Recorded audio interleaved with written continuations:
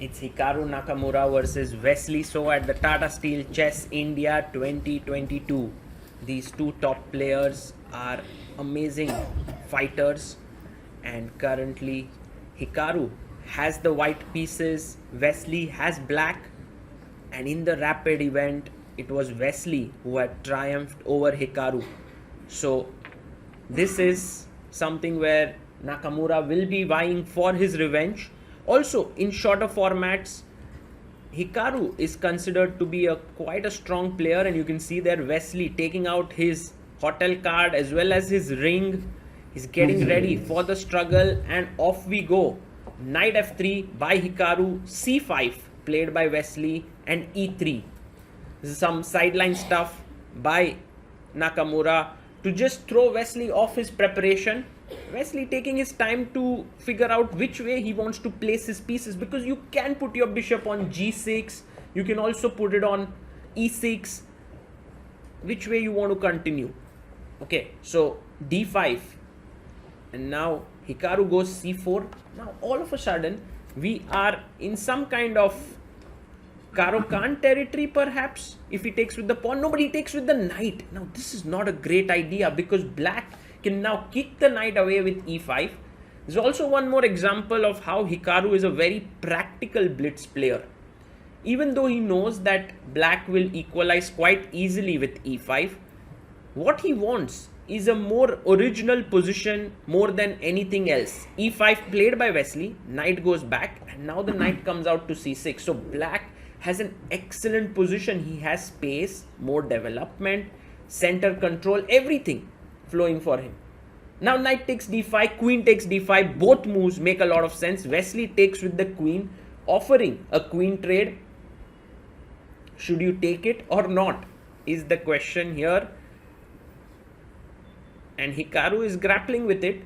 He could go knight c3, but then black will take on d1. The other option is to take on d5, but then knight takes d5, and maybe the knight comes to b4 and then to c2. These are some of the possibilities here.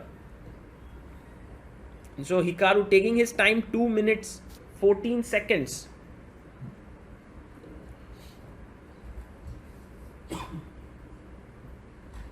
And he goes bishop d2, so he avoids the queen trade. Now Wesley can just go bishop e7.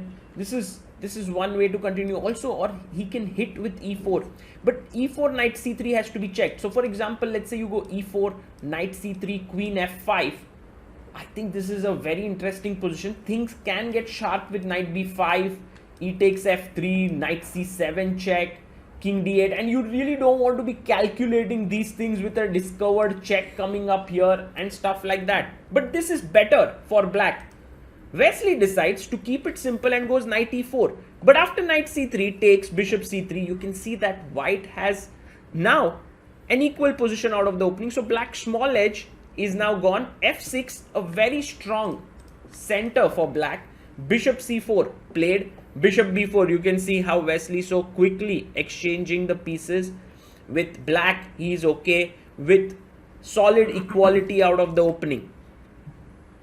Times are also even, and Hikaru with his famous expressions there, he's not happy with how the opening has transpired. a3, the knight comes back, because check king e2, there was nothing much happening after knight c2 check. So he comes back, rook c1 played, king e7. Now the idea is to play bishop e6, so he goes bd5. Now you can't play bishop e6 because c6 will be taken. But I think Wesley can just defend it with bishop d7. That seems fine. He goes bishop d7. And now, should Hikaru castle? In such positions, you generally want your king to be in the center. He plays b4 first. And not so sure about this move, rook f c8. Nice move. He plays his other rook, rook h c8, because he wants to hit the queen side with a5, which he does now. a5 played. And this is becoming tricky for Hikaru, because after b5, knight d8, a4. Now notice this a4 pawn is a weakness. It's an important pawn, and if you go bishop g4, that is a very interesting move. But he goes bishop e6. Maybe not the best. He could have played bishop g4 and chopped this knight off. because in the end game this a4 pawn could become a huge weakness. But he went bishop e6, which is very natural humanly to play. Hikaru takes. Do you take with the knight? Yes, he does. And knight d2. Now, can you put your knight on c5, attacking the pawn on a4? Meanwhile, Hikaru wants to go knight c4 or knight b3 to attack a5. Yes, he plays rook c4, defending the a4 pawn. How do you attack it further? Knight d7. Excellent move by Wesley So. He wants to come to b6, hit the rook and also the pawn. Amazing. Rook at c1 by Hikaru, doubling the rooks, also attacking the c8 rook. Knight b6 is met with rook takes c8, and then another rook trade, and then knight maybe could come to b3 or c4. So he takes first on c4, and Hikaru takes with the rook. You want to play knight b6, but then there is rook c7 check. You don't want that to happen. So Wesley plays king to d8. Very logical. Which pawn is weaker, a4 or a5? The battle is just about these few pawns here. Rook g4. Wow, the rook is swinging on the 4th rank. But what is the rook going to do after g5? Black not only saves his pawn but also gains space. Wesley plays it, and now his threat is to play h5, kick this rook away from the 4th rank, then go knight b6 and win this pawn. And once you win the a4 pawn, your rook is behind the a pawn, and this pawn will start to roll. So is this big trouble for Hikaru here? Is there a problem? You can see time-wise Hikaru is going down. He is not able to find that sequence of moves that gives him counterplay and play that he is looking for. He goes knight b3. He plays his knight to b3. Now, should we go h5? Or should we first go knight b6? One thing that knight b3 has done is that it has stopped knight c5. So now the rook can be safe on the e4 square if needed. He goes h5, rook to e4 here. And now notice, if you play f5, which is quite interesting, then the rook will come to c4. He plays knight to b6 first.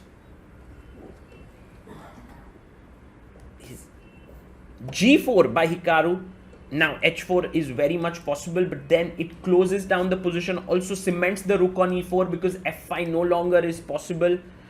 Wesley now can get ambitious. h4 is a very solid move, could lead to equality, but he goes king e7. His point is, if you take here, he wants to go rook h8 and take this. What is Hikaru going to play? Not rook h8 maybe. He goes h4. Wow, what a move here by Hikaru Nakamura. All of a sudden, he's put the board on fire. All the pawns looking at each other. Now the best move is to take king e6. But he takes here, which is a blunder, because now all of a sudden, it's Hikaru's rook, which is active. It's going to stop the pawn, and his h pawn is very strong.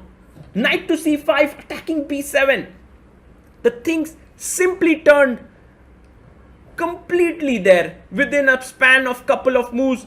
Hikaru plays h6. He knows that he is in control. King g8. Rook takes h3, first winning one pawn.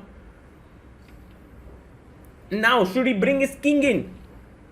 Because the black pieces are completely tied up. King f3, knight to d5. The king comes in even further.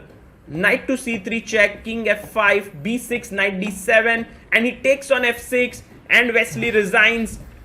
Within just few seconds, the game turned around, but that is Blitz chess. Let's have a look at that critical moment of the game. When Hikaru played his pawn up to g4, Wesley had an option to push his pawn to h4, but he went king e7. And his point was that if you take here, then yes, you can't go rook h8 because then your a5 pawn hangs, b7 hangs, but he would come up with king e6 first and then look for ideas like king f5, f5 to trap the rook, and it can get really nasty here. The best way to continue is say rook g4, f5, rook g5, knight a4, and the position remains very complex. But instead of doing g takes h5 here, what Hikaru did was he just threw the board on fire with h4. This is a very typical move, just confusing everything. The best move now was king e6, and it's so difficult to play a move like this. The point is that if you play g takes h5, f5, rook is trapped and game is over because the king has now defended the e6 pawn. The best move is to take here with the pawn, and then after king d5 hitting the rook, f3, h takes g4, rook takes g4, f g5. The position is slightly better for white. He can't take on g5 yet because a4 is hanging, but he can play something like king d3 and the game goes on. And in this way, sort of equality could have been maintained, but under a lot of pressure and less time, Wesley blundered with g takes h4, and this was a bad move because after takes h3, rook h4, white's pawn is way stronger and black's pawn is falling. Hikaru went on to win the game.